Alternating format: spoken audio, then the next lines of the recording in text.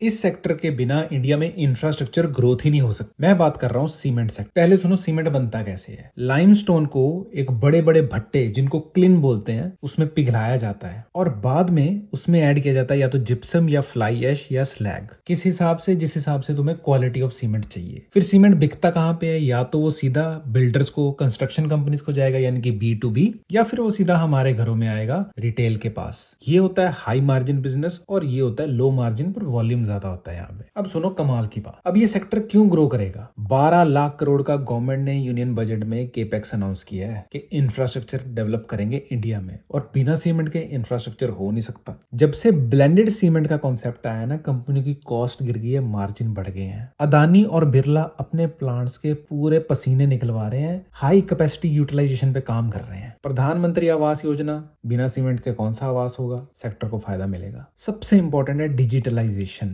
ये जो बड़े बड़े भट्टे होते हैं क्लीन, इनमें ना रिपेयरिंग कॉस्ट बहुत ज्यादा आती है। उसके लिए अब AI का यूज किया जा रहा है, सॉफ्टवेयर का यूज किया जाता है, ताकि छोटी सी प्रॉब्लम आए वहीं पे रिपेयर हो जाए, प्लांट को बंद ना करना पड़े। अब सेक्टर के टेलमेंट समझते हैं। कंपनीज ने बहुत केपेक्स किया है तो सप्लाई बढ़ गई है, अब डिमांड उतनी नहीं है तो प्राइस कम होगा, मार्जिन कॉन्ट्रैक्ट करेंगे। जो बड़े बड़े भट्टे हैं ना, उनको हीट करने के लिए या तो पेटकोक लगता है या तो कोल लगता है, और ये 30% खर्चा है। इनके प्राइस में अगर थोड़ी बहुत फ्लक्चुएशन हो जाए, पेटकोक जो है वो सारा बाहर से आता है, और वर्ल्ड इकोनॉमी के हालात तो तुम्हें पता ही है, अगर ये चीज महंगी हुई, मार्जिन कॉन्ट्रैक्ट। अब जितना सीमेंट दूर जाना है वो किससे जाएगा, प्लेन से तो जाएगा नहीं, रेलवेज चाहिए। इंडियन रेलवेज के पास उतनी वैगन्स है नहीं, स्पेशली अब मानसून का सीजन आ जाता है, अनाज इधर से उधर जाएगा, गवर्नमेंट की प्रायोरिटी वो होती है। और अभी रियल एस्टेट की डिमांड भी कम हो गई है, इकोनॉमी की हालत तो आपको पता ही है। इंडिया सेकंड लार्जेस्ट प्रोड्यूसर है, पहले नंबर पे चाइना है। सिर्फ दो पैरामीटर देखता हूं मैं सीमेंट इंडस्ट्री में। पहला है एबिटा पर टन कितना है, क्योंकि इसमें रेवेन्यू ग्रोथ या वॉल्यूम पे डिपेंड नहीं करना है,